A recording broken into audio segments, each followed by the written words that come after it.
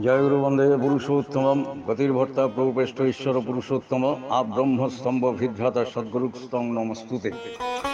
পরম দয়াল পরম কারণিক এই বিশ্ব ব্রহ্মাণ্ডের মূল উৎস যে পরম চেতন সত্তা, মহাকারণ সত্তা, তাকে পরম ব্রহ্ম, নির্গুণ ব্রহ্ম, পরমেশ্বর, পরম কারণিক, পরম পিতা, খোদা তালা, আল্লাহ, গড, আহুর মাজদা, যে নামেই অভিহিত করা যাক না কেন, সেই সর্বব্যাপী মহাচেতন সত্তা, এই জীব জগতের মূল কারণ সত্তা, যুগে যুগে দয়া করে জীব উদ্ধারের জন্য এই ধরাধামে অবতীর্ণ হন।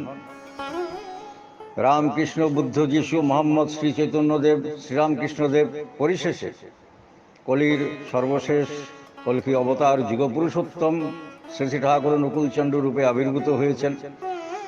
তারই রাতুল শ্রীচরণে ভক্তি বিনম্র প্রণাম নিবেদন করি এবং বিশ্বপিতার বিশ্ব পরিবারের সমস্ত সন্তানগণের নিরোগ, সুস্থ, সুদীর্ঘ, ইষ্টময় এবং ব্রাহ্মী চেতনাযুক্ত জীবন প্রার্থনা রাখি। আজকে পরিবারে আলোচ্য বিষয় রাখা হয়েছে সত্যানুসরণের দুর্বলতা অধ্যায় থেকে একটি অংশ।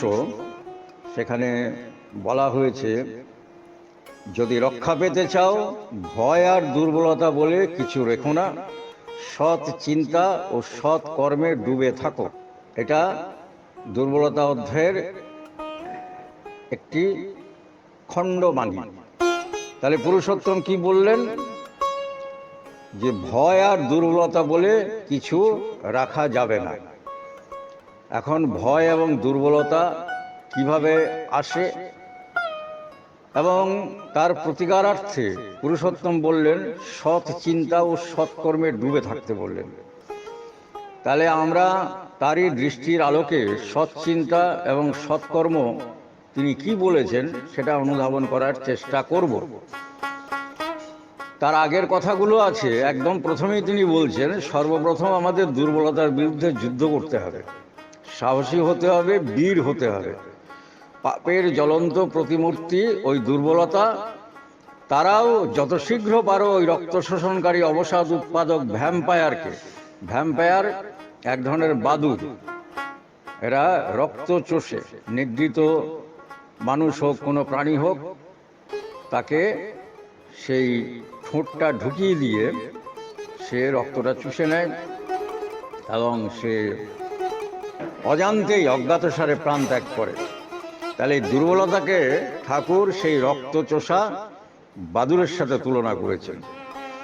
বলছেন যে তারাও যত শীঘ্র পারো ওই রক্ত শোষণকারী অবসাদ উৎপাদক ভ্যাম্পায়ারকে স্মরণ করো। তুমি সাহসী, স্মরণ করো তুমি শক্তির তনয়, স্মরণ করো তুমি পরমপিতার সন্তান। আগে সাহসী হও, অকপট হও, তবে জানা যাবে তোমার ধর্মরাজ্যে ঢোকবার অধিকার জন্মেছে। তারপরেই বলছেন, ফুটে যাওয়াটা বরং দুর্বলতা নয় কো, কিন্তু চেষ্টা না করাই দুর্বলতা। তুমি কোনো কিছু করতে প্রাণপণ চেষ্টা করা সত্ত্বেও যদি বিফল মনোরথ হও, ক্ষতি নাই, তুমি ছেড়ো না, ওই অম্লান চেষ্টাই তোমাকে মুক্তির দিকে নিয়ে যাবে। তারপরেই বলছেন, যে পরিমাণে দুঃখের কারণে মন সংলগ্ন হয়ে অভিভূত হবে, সেই পরিমাণে হৃদয়ে ভয় আসবে। তাহলে ভয় কি করে আসবে? যদি দুঃখের যে কারণ, যে কারণবশত, সেটা আদি ভৌতিক, আদি দৈবিক, আধ্যাত্মিক, এগুলো আলোচনা করতে গেলে অনেক সময় লাগবে, আমি অত বিস্তারিত ব্যাখ্যায় যাচ্ছি না। তাহলে যে কোনো কারণেই হোক, যদি আমার দুঃখটা আসবে এই আধ্যাত্মিক, আদিভৌতিক, আধ্যাত্মিক, আদিদৈবিক, আদিভৌতিক কারণে, সেই কারণগুলোতে যদি আমার মন সংলগ্ন হয়ে যায়, অ্যাটাচড হয়ে যায়, তাহলে কিন্তু আমি অভিভূত হয়ে যাব। আর তখনই কিন্তু আমার হৃদয়ে ভয় আসবে। বিশাল সাইকোলজি ভয়ের মূল উৎস সম্বন্ধে কিন্তু ঠাকুর বলে দিলেন যে কি করে আমাদের ভয়টা আসে এবং দুর্বলতাগ্রস্ত হয়ে পড়ব। স্বাভাবিকভাবেই মনে যদি ভয় ঢোকে, তখন আমার মন দুর্বলতাগ্রস্ত হয়ে যাবে এর পরেই বললেন, যদি রক্ষা পেতে চাও ভয় আর দুর্বলতা বলে কিছু রেখো না, সৎচিন্তা ও সৎকর্মে ডুবে থাকো।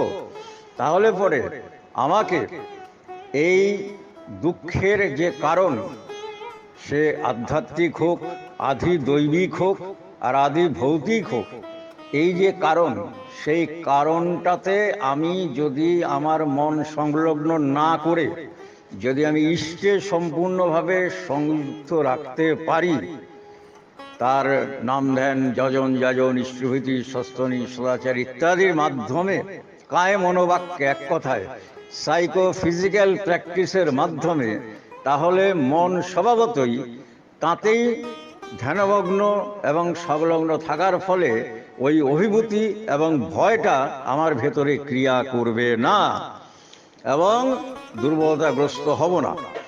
তাহলে এখানে এইটাকেই বলা হচ্ছে সৎ চিন্তা। সৎ শব্দটা এসছে অস ধাতু থেকে। অস ধাতু মানে যার অস্তিত্ব আছে, যা ছিল, যা আছে, যা থাকবে। তাহলে সেই পরম কারণ সত্তা, যা ছিল, যা আছে, যা থাকবে, সেই পরম কারণ সত্তাই হচ্ছে সৎ। আর সেই সতের মূর্ত প্রতীক হচ্ছেন পুরুষোত্তম। তাই তার ধ্যানে, ধ্যান শব্দটা এসছে ধৈ ধাতু থেকে, মানে চিন্তন মনন। তাহলে সৎচিন্তা মানে তাকেই চিন্তা করা, তাঁরই ধ্যান করা, তিনি যেমন বলেছেন, এবং সৎ কর্মে, অর্থাৎ অস্তিত্ব রক্ষাকারী কর্মে। তাহলে অস্তিত্ব কিসে রক্ষা পাবে, কিসে পোষণ পাবে? সেই সৎ পুরুষ যিনি, সতের মূর্ত প্রতীক যিনি পুরুষোত্তম, সেটা তিনি জানেন। তাই তিনি যে কর্মের কথা বলেছেন, যজন যাজন, ইষ্টভীতি, সস্তনি, সদাচার, দীক্ষা, শিক্ষা, বিবাহ, চতুর্বর্ণ, চতুরাশ্রম, দশবিধ সংস্কার ইত্যাদি যা যা বলেছেন, ব্যক্তিগত জীবনের জন্য, দাম্পত্য জীবনের জন্য, গৃহ জীবনের জন্য, সমাজ জীবনের জন্য, রাষ্ট্রীয় জীবনের জন্য, ব্যক্তিগতভাবে, সমষ্টিগতভাবে যা যা করণীয়র কথা বলেছেন, সেটাই হচ্ছে কিন্তু সৎকর্ম। তাহলে এই সৎকর্মে যদি আমরা ডুবে থাকি, তাহলে পরে দেখা যাবে কিন্তু মানুষ তাতে পরিপূর্ণভাবে নির্ভরশীল হবে এবং নির্ভয় হবে। সেটাই সত্যানুসরণে আর এক জায়গায় ঠাকুর বলেছেন, নির্ভর করো, কখনো ভয় পাবে না। এইবার পুরুষোত্তম অনুকূল চন্দ্রের আদি লীলাতে, অর্থাৎ পাবনা হেমায়েতপুরে তার যে আদি লীলা পার্ষদ যারা ছিলেন, আচার্য সতীশচন্দ্র গোস্বামী, ভক্তবীর কিশোরী মোহন দাস, অনন্ত মহারাজ ইত্যাদি আরো বহু বহু পার্ষদ সেই আমলে যারা ছিলেন, সেই পার্ষদগণ এই তদ চিন্তায় এবং তদ কর্মে, তার ধ্যানে কি বিশাল ঐশী প্রেম, প্রজ্ঞা এবং বিভূতির অধিকারী হয়েছিলেন, তারই একটি নমুনা আমি তারই রাতুল শ্রীচরণে নিবেদন করছি এই প্রসঙ্গের পরিপ্রেক্ষিতে। এই সতীশচন্দ্র গোস্বামী সম্বন্ধে ভাববাণীতে ঠাকুরের বলা আছে যে ও এলে তবেই প্রকৃত প্রচার আরম্ভ। নামসিদ্ধ পুরুষ ছিলেন, যার নিজেরই সেই আমলে তিনি গোসাই ছিলেন, তার নিজেরই 40,000 শিষ্য ছিল। ঠাকুরের নাম পাওয়ার পর তার সেই 40,000 শিষ্য তিনি ঠাকুরকে প্রথম উৎসর্গ করলেন, ইষ্টভীতি দিলেন। বিশাল কাহিনী, এগুলো পরবর্তীতে প্রসঙ্গে আসা যাবে। তো তাকে নিয়ে বিশাল ঐশী লীলা রয়েছে, বহু ভক্ত পার্শ্বদকে নিয়েই রয়েছে, তবলীলা বাখানো না যায়। তো একবার সতীশ জোয়ারদার, রাধারমন জোয়ারদার এরকম ভক্তগণ শিব চতুর্দশীর উপবাস করেছে। সন্ধ্যার পরে পদ্মার ধারে যাচ্ছে মৃন্ময় শিব তৈরি করে পুজো করার জন্য। শ্রী ঠাকুর তাদেরকে বলছেন, ওরে মূর্তিমান চলন্ত শিব থাকতে আপনারা কোথায় পুজো করতে যাচ্ছেন? আচার্য সতীশচন্দ্র গোস্বামী অদূরে বসে কথা বলছিলেন লোকজনের সঙ্গে। ঠাকুর ওদেরকে ইঙ্গিত করে দেখালেন ওই সতীশচন্দ্র গোস্বামীকে, যে চলন্ত মূর্তিমান শিব। শিব কাকে বলা হয় না, পাশ বদ্ধ যতক্ষণ সে, অষ্টপাশ দ্বারা আবদ্ধ, ততক্ষণ সে জীব। অষ্টপাশ যখন সে মুক্ত হয়, তখনই সে পাশ মুক্ত শিব, তাই শিবের আরেক নাম পশুপতি। তাই এই জীবই এই অষ্টপাশ মুক্ত হয়ে পুরুষোত্তম কেন্দ্রিক ঈশ্বর সাধনায় শিবত্ব অর্জন করে শিবে রূপান্তরিত হতে পারে। সেই চলন্ত শিব আচার্য সতীশচন্দ্র গোস্বামী, যিনি শিবত্ব অর্জন করেছিলেন, পরম সত্য শিব এবং সুন্দরের প্রতীক সেই পুরুষোত্তমকে পেয়ে তাকে দেখিয়ে বলছেন যে ওই যে চলন্ত শিব বসে আছে। ওরা গিয়ে সেই গোসাইয়ের পায়েই ওই অঞ্জলি, অর্ঘ্য ইত্যাদি সব তার শ্রীচরণে নিবেদন করেই তাদের শিব পূজা সাঙ্গ হলো। এবার যার যার ঘরে ফিরে গেলেন। সেই আচার্য সতীশচন্দ্র গোস্বামী তিনি কীর্তনের দল করেছেন ঠাকুর। এই আচার্য সতীশচন্দ্র গোস্বামী, ভক্তবীর কিশোরী মোহন অনন্ত মহারাজ, সতীশচন্দ্র জোয়ারদার, রাধারমন জোয়ারদার, কোকন ইত্যাদি সে আমলের যারা ছিলেন তাদেরকে নিয়ে তিনি কীর্তনে বেরিয়েছেন। তো নলডাঙ্গা বলে একটা জায়গা ছিল, তো সেই রাস্তা দিয়ে গোসাইরা তার দলবল নিয়ে কীর্তন করতে যান। এখন ওখানে একটি বারবনিতা পল্লী ছিল, সেখানে একজন পরম সুন্দরী যুবতী অবস্থার পরিপ্রেক্ষিতে যিনি সেখানে আশ্রয় নিয়েছিলেন ওই ব্যবসায় উপলক্ষে, দেহ ব্যবসায় উপলক্ষে, সেই তার মনের মধ্যে ওই কীর্তন দেখে তার ভেতরে একটা অনুতাপ আসলো। তো লম্বা কাহিনী, আমি সংক্ষেপে বলছি। তিনি ছুটে এসে একদিন আর থাকতে না পেরে উন্মাদিনীর মতন ঝাঁপ দিয়ে গোসাইয়ের পায়ে জড়িয়ে ধরে বলছেন যে আমাকে উদ্ধার করুন, আমাকে রক্ষা করুন বাবা, বলে দিন আমার পাপের প্রায়শ্চিত্ত কি। শ্রদ্ধেয় আচার্য সতীশচন্দ্র গোস্বামী তাকে আশা দিলেন, ভরসা দিলেন, শোনালেন দয়াল ঠাকুরের অমিয় মধুর অভয়বাণী। জীব, তোর চিন্তা কি, তোর ভয় কি? মহা পাপ করে থাকিস, ক্ষতি নেই, আমাকে বিশ্বাস কর, আমাকে তোদের অন্তরে স্থান দে, আমি সব তাপ ধুয়ে মুছে দেব। পুরুষোত্তমের এই বাণী তাকে তিনি শোনালেন। পরম আশ্বস্ত হৃদয়ে সেই মাটি আত্মসমর্পণ করল। শ্রী ঠাকুরের শ্রীচরণে যথাসর্বস্ব বিলিয়ে দিয়ে মস্তক মুন্ডন করে ঈশ্বরের নাম গানে, সে পুরুষোত্তমের নাম গানে নিজেকে বিনিয়োগ করল। এখন এই রমণীর যারা অনুরাগী যুবকবৃন্দ, তারা খেপে উঠল সৎসঙ্গীদের বিরুদ্ধে। স্বাভাবিক, তাদের প্রবৃত্তির গায়ে হাত পড়েছে। পরদিন সকালবেলা আবার কীর্তন হচ্ছে বাজারে। কীর্তনে মোটেই মন বসছে না অন্যান্য ভক্তদের। ব্যাপার কি? এই যে ঠাকুর যে বলেছেন যে মানুষ যখন একনিষ্ঠ, তাতেই পরিপূর্ণ, তাতেই কেবল হয়ে ওঠে, কৈবল্য প্রাপ্তি হয়, সে মানুষ তখন নির্ভয় হয়, সে মানুষ তখন পরম নির্ভরতায় নিশ্চিন্ত নির্ভর হয়, আত্মশক্তিতে আত্মবলে বলিয়ান হয়ে ওঠে। সমস্ত দুর্বলতা তার কাছে এসে দুর্বল হয়ে যায়। তারই এই প্রেরণা উদ্দীপ্ত এই নমুনা হচ্ছেন আচার্য সতীশচন্দ্র গোস্বামী। এবার কি দেখা গেল যে ২০-২২ জন দুর্ধর্ষ গুন্ডা প্রকৃতির লোক প্রকাণ্ড প্রকাণ্ড বাঁশের লাঠি নিয়ে ওই কীর্তনের দলকে আক্রমণ করতে ছুটে আসছে। প্রবৃত্তি পরায়ণ হয়ে তাদের প্রবৃত্তিতে হাত পড়েছে। গুন্ডারা চিৎকার করতে করতে এসে লাঠি তুলেছে, কীর্তনীয়দের মাথার উপর মারবে। আতঙ্কে চোখ বন্ধ করেছে সবাই। হঠাৎ গর্জন করে উঠলেন গোসাই। ওই তো পাতলা শরীর, দীর্ঘাঙ্গী ছিলেন, অপূর্ব সুন্দর প্রেমময় চেহারা, লম্বা লম্বা চুল। এইবার তিনি সমস্ত ভক্তদেরকে, ওদেরকে কিছু বললেন না, তাদেরকে কিল চর লাথি মেরে খেপিয়ে তুললেন কীর্তনে। একদম নিশ্চিন্ত নির্ভর হয়ে খেপিয়ে তুললেন কীর্তনে, ওদেরকে কিচ্ছু বললেন না। এইবার গোসাইদারোর প্রেরণায় তারা কিন্তু একেবারে উদ্দাম কীর্তন শুরু করলেন।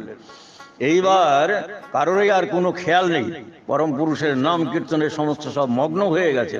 কীর্তন বন্ধ হলে পরে দেখা গেল এক আশ্চর্য লীলা। ওই কীর্তনের, ওই নাম গানের ভাইব্রেশনে, নামের প্রেমের স্পন্দনে, নামের সেই শক্তিধারা, সেই রাধা নামের শক্তির জোয়ারে ওই গুন্ডাদের ভেতরে কি যে ক্রিয়া হলো তারা লাঠি উঁচু করেছিল, ওই লাঠি উঁচু করে দাঁড়িয়েই থাকলো। গোসাইদা হাসতে হাসতে বলছেন, কিরে ওইভাবে হাত উঁচু করে দাঁড়িয়ে আছিস কেন? হাত নামা, কি চাস তোরা বল। এই কার কথা শোনার পর তাদের সম্বিত ফিরে আসলো। তারা লুটিয়ে পড়ল, গোসাইদার পায়ে ধরে কাঁদতে লাগলো যে আমাদের উদ্ধার করুন। এইবার তাদের মধ্যে যাদের অতীব শুভ সংস্কার ছিল তারা পুরুষোত্তমের দীক্ষা নিয়ে নিজেদের জীবনকে পবিত্র এবং ধন্য করল, এবং যারা একটু অন্য প্রকৃতির একটু বিকৃত মনা ছিল তারা ভয়ে কিন্তু সেখান থেকে অবনত মস্তকে পালিয়ে গেল। তাই পুরুষোত্তম ঠিক সেই কথাই বললেন যে সৎ চিন্তা এবং সৎকর্মে ডুবে থাকো। তাহলে এই তার লীলা পার্শ্বদগণ এই সৎ চিন্তা সৎকর্মে সার্বিকভাবে, শুধু কীর্তন বলে কোনো কথা নয়, কীর্তন মানে শুধু যে গান গাইলেই কীর্তন হলো তা নয়।